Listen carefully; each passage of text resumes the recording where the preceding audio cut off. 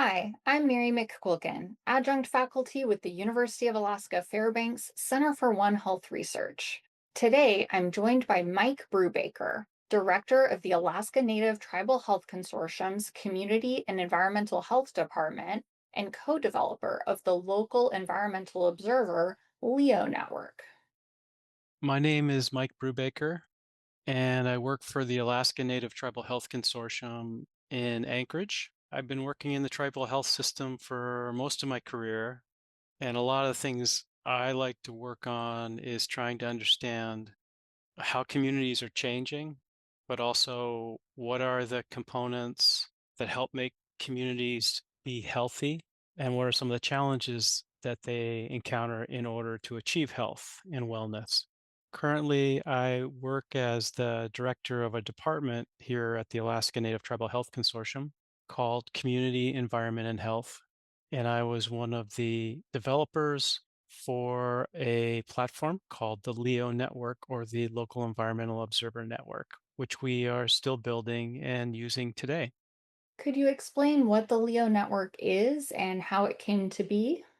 If we go back 15 or 20 years, when we were just starting to see access to cell phones and Wi Fi in rural Alaska, we recognized that we needed a way that we could work remotely with communities to provide healthcare.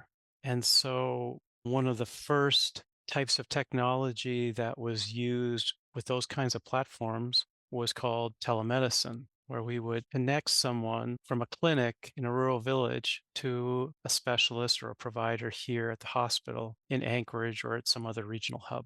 And we thought it would be great to have some way that we could learn about the types of environmental changes that were happening at communities around Alaska so that we would understand emerging challenges, but also so that we could try to refer community members to someone who either was interested in that information, was experiencing similar kinds of events and impacts, or could help to provide some kind of a consultation.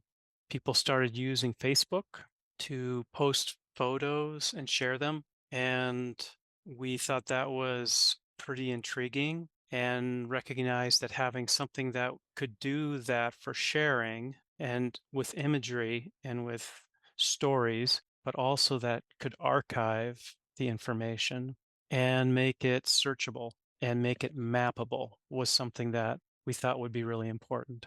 And so it's become in the environmental health world something kind of like what you see in the clinical medical world of being not really like a patient chart, but more of like a community chart to show the kinds of symptoms and health effects, environmental health effects that communities are experiencing over time. How does the LEO network facilitate connections between subject matter experts and community observers to discuss their observations? It's pretty much kind of an email type of system. But someone, if they join Leo, they will have a profile. So that gives us some confidence that we have someone who has local knowledge and is engaged in the system in an authentic way. And when someone observes an environmental event that they feel is significant and unusual and should be shared as sort of a symptom of change, they can go ahead onto the platform and they can, just like they're writing a news article, they can add a title, they can add a short summary of what occurred, and they can add imagery to it as well. It will be geolocated either very specifically or generally based on their preference. They can tag it with categories. That is then submitted through Leo and received here in our offices in Anchorage at the Alaska Native Tribal Health Consortium. And we will do a bit of a peer review or editorial review of the post. And then based on that, we will use email to forward it to other members in the network or other people at agencies, academic institutions, other communities who would want to know or who would have something to say as topic experts. And then there's something about editorial discussion that occurs about that incident Once we have completed that writing process, we do a final review and then it can be published to the platform. And once published to the platform, it is accessible for people that are members of Leo only, as far as the details, to read and comment on. We also will add to the platform local news stories, which are another great source of what types of events are happening. Those are generally available to anyone who goes to the website because they've already been published on a website somewhere, and it's a link to whatever the news source is. The first person observations from Leo members, there's more privacy controls around those. So someone just browsing through the platform would only probably see a title and a summary. But the thing that all of those have in common is they're all about an event that is unusual or unique, a symptom of environmental change that someone has decided that it's appropriate to share. And then we have also looked at it and said, yeah, we're comfortable with sharing it as a Leo post. Is reporting observations always passive surveillance, or do subject matter experts ever initiate inquiries? For example, could a scientist ask someone in Gamble if they've observed the same fish disease reported by someone in Nome? It does happen. There's been some big One Health kind of events. Let's say bird flu or the unusual hair loss syndrome that happened for northern fur seals a few years ago. For those kinds of events, we actively use the platform to ask the observer network if they could keep their eyes open and what to do if they do make an observation. A lot of times when we get an observation, we act mostly as a referral tool. So someone may not know that there's a certain kind of surveillance network for marine mammals or for unusual weather events, but they know about Leo, and then we can direct them to that expert resource. There also have been a few instances where we've received requests from state officials, like state veterinarian, and would ask something like, have you seen in the network anyone posting observations about this? And then we could provide feedback, but we could also kind of prompt with a inquiry to the members in that region and say, is anybody seeing something going on like this? And see what comes back. And that was actually done one time with salmon that had a diesel odor to them.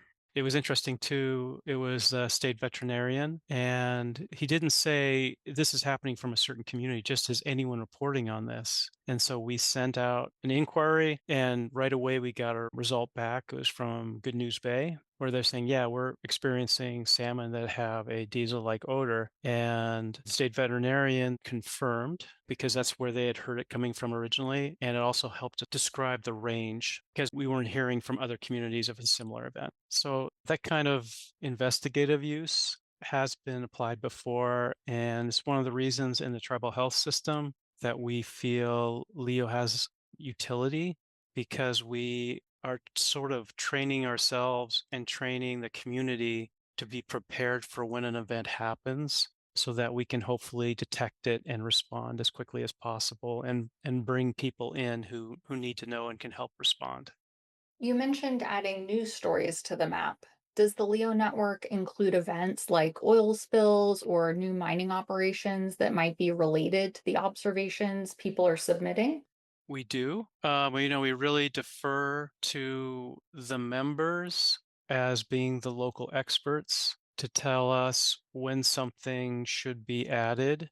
The actual story that comes from members are usually quite specific in telling not only what happened, but so what the impact is or what the concern is. And that can be very informative and also helpful in trying to determine who should be included in the next part of the conversation. Have researchers used the Leo network to evaluate the impact of environmental policies over time? Or are there other ways that observer submitted events could augment environmental research? It's been applied in a variety of different research projects, in some cases to try to get more community engagement and to find a way to help keep researchers informed about what's happening more on the ground. From a policy standpoint, it's helped us to begin to understand the scale of some of the kinds of impacts that are occurring and the frequency and seasonality and things like that. We would love to see more in the research community tracking the kinds of posts that are coming from communities, especially when there's a bigger trend happening, to inform about what some of the research needs might be and also what some of the support needs might be, because it's very bottom up. And I think that can help drive research funding as well as response funding more quickly and help target it to communities that need it and are ready to partner. I think it's a win-win in that way when people outside of the community are staying appraised and listening and watching carefully about the type of actual events that are occurring. Do you see a role for AI in automating the review process for observations and for detecting trends in observations that may signal a more significant environmental change? I'd say a cautious yes. We're trying to find the places where AI can have the most constructive input because we are using AI. I can explain a little bit about what we're leaning towards. Leo Network, really, the core of it are people living in remote places around the Circumpolar North who are sharing their knowledge through anecdotes and observational data. And for us to be able to receive that kind of shared information, the most important currency for doing that is trust. So we want to make sure that people feel that they can trust Leo as a platform that will be respectful of their information. And that is something that is gained slowly, one person at a time, and has to confront a lot of historic lack of respect for traditional and local knowledge. So we're trying to find ways to integrate everyone together in a really constructive conversation, whether you're scientific or whether you're community or whether your traditional knowledge is multi-generational, and find a way that everyone can kind of pull together on that. So we want to make sure we maintain trust. The place where AI can really help is, although the initial goal was just like, I saw this and I want to share it, and then maybe send me things that could be useful so I can address this specific event. Now it's becoming more powerful as a surveillance tool, and there's just a lot of data out there. So whether the question is, are there any trends related to this topic of environmental event, like rain on snow event? Are there any trends happening in this location that we need to be aware of? Or whether it's like, what are some of the trends and vulnerabilities occurring for a community or a region or a country so that we can speak in an educated way about how is environmental change affecting this place. AI can really help us to do that kind of detection and selection of the relevant articles, and also to analyze those articles to pull out connections and trends that we may not otherwise see. That's how we're using it to strengthen our ability to do analysis of the data and to expand our ability to surveil local news sources around the Circumpolar North and find those event articles that are appearing in different languages, but bring them in so we will have a place where we can continue to compile and share those. Related to having a large amount of data, the Leo network has expanded beyond just Alaska. How broad is the network of first person observers now? I'd say, the heart of that is really Alaska and in some ways Western Canada, where we actually have people on the ground that are sharing their own first person observations. The platform, however, is built so that people could be doing that from anywhere. And how broad is the network for news sources? For news sources, it is truly circumpolar at this point. And I think one of the really important features that our software developer, Mike Brook, has built into the system is the ability to find important news articles, to translate them into English, to summarize them and make them available to people who want to read about environmental change so they can look for similar kinds of events and knowledge, whether they're living in rural Alaska or rural Finland. A few years ago, we were doing this manually, and we were limited to just a few English language news sources in a few different countries around the Circumpolar North. Now we can literally crawl the daily news in multiple languages all around the North. There have been many significant climate related events in the southern hemisphere too, like the massive H5N1 avian influenza, marine mammal die off in Argentina, and glacier loss occurring in places like New Zealand. Do you envision a global expansion of the LEO network eventually? Yeah, we would love to see that. The idea that the environment is changing rapidly, rapid change is very rarely good for health. And health providers being appraised of the emerging types of environmental issues that can impact health is really important. And making it easy to do that is not something limited just to the north. I think we've been fortunate to be able to develop this idea and this platform in Alaska and then expand it to the Circumpolar North. And now I think it's becoming more mature and effective both as a consultation tool and as a surveillance tool. Capacity is part of that, but right now, if you lived in Argentina and you wanted to post an observation about a seal die off, you could do that, and you could also begin to contribute. We call people that do this correspondence. But if you wanted to contribute news stories, so you begin to develop the archive of environmental events for your region, you could do that as well. I think our ability to support beyond sort of the north that we're focused on right now is something that AI will help a lot with and make the whole platform hopefully a little bit more sustainable and efficient and open up more of the tools to people no matter where they live.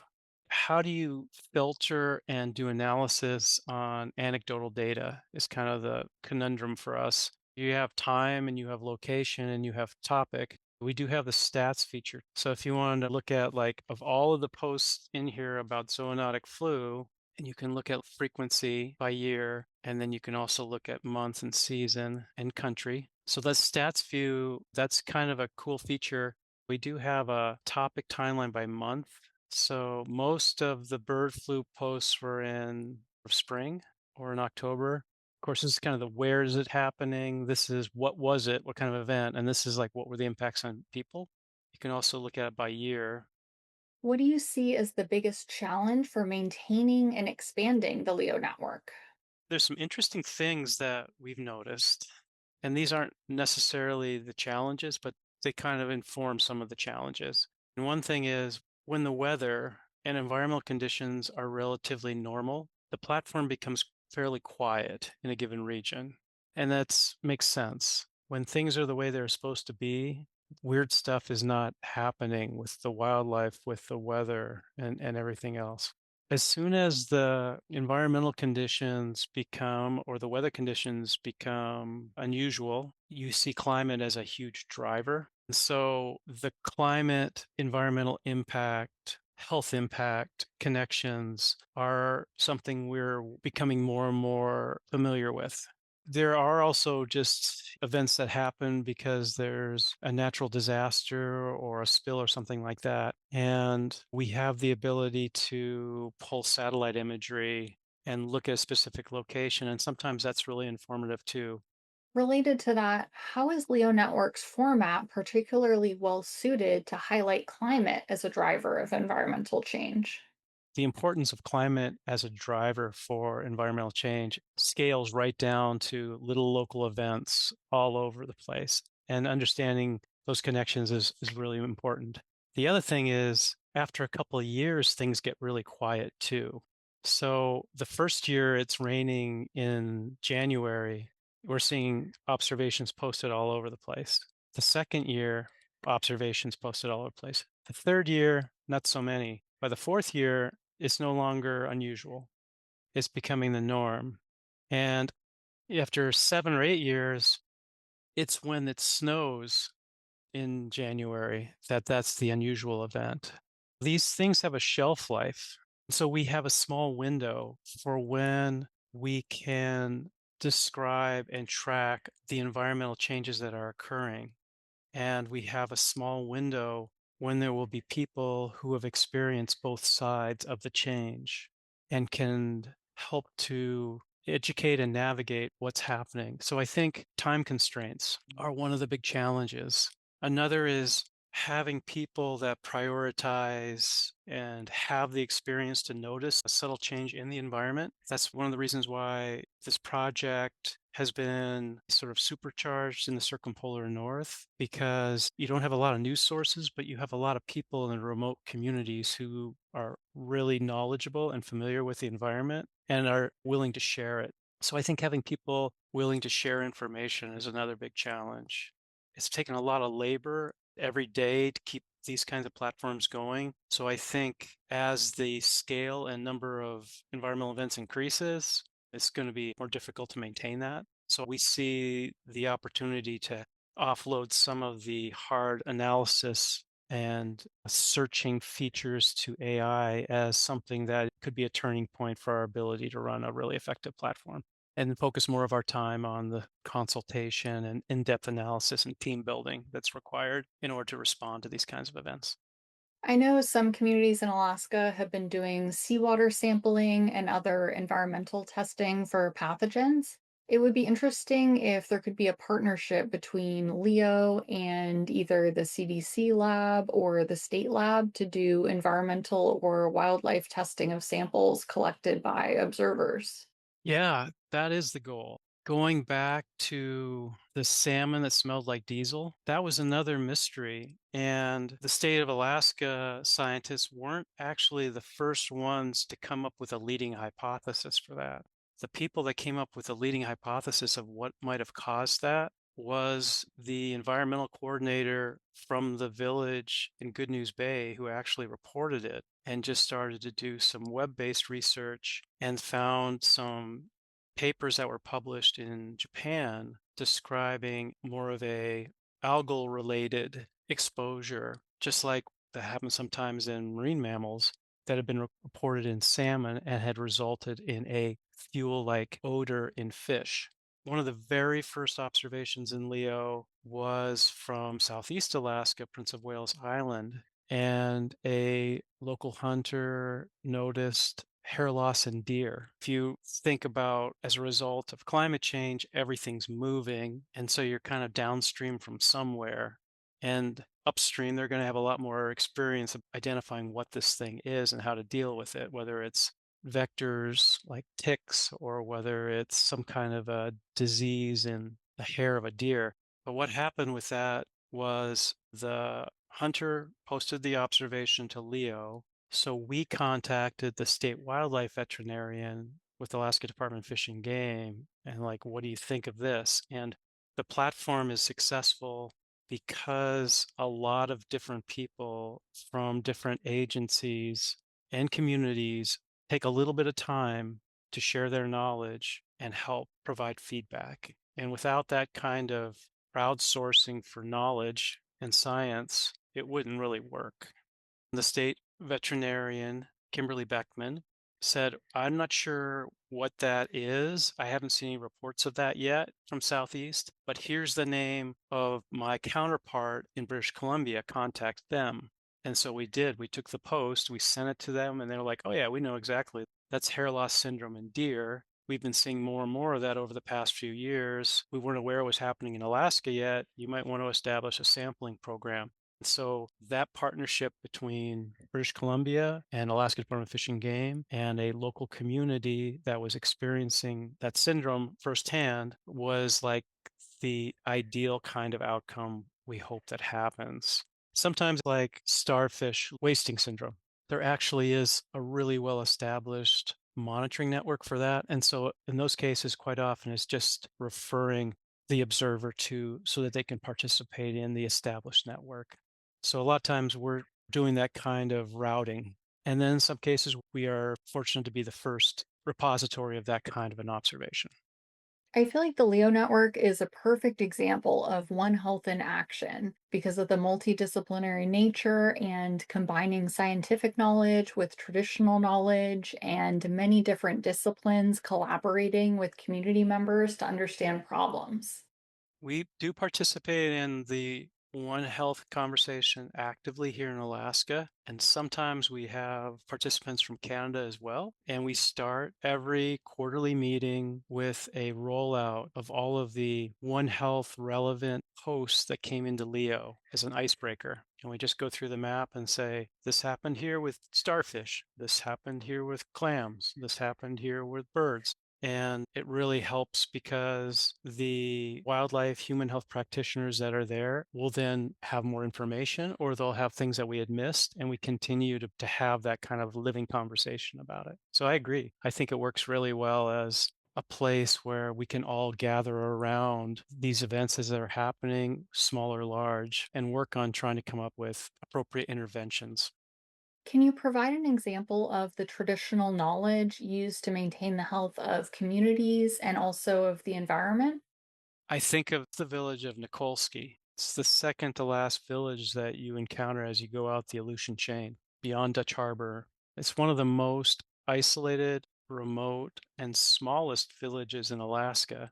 That community has had a settlement for 4,000 years or longer in one location. And it stands out as a place where, because of that, the local residents who are Unungan know that environment with such amazing sensitivity that anyone who is able to travel there or speak with the people will be really struck with how remarkable local and traditional knowledge can be about the environment. Hearing from community members as they were cleaning salmon about not just like very subtle changes in water temperature or water appearance or the texture of the flesh of the salmon or the size of the salmon or other fish. This is the really early surveillance system for environmental change. I think it's people in communities like Nikolsky are as relevant as any kind of instrumentation that we could build. And again, not only to report on what's changing, but what are the implications of that at the community level. It's also an example of successful stewardship because every year there's storms that come in and high water, and it can obstruct this little creek where the salmon right through the middle of the community go up to spawn in the lake. And if it hadn't been for people managing and clearing and taking care of that creek for all those years, you probably wouldn't have a salmon run there. But there is this thousands of years of relationship between the wildlife and the people there. And I think that's a story that should give us all hope, but also help to underline the importance of local and traditional knowledge.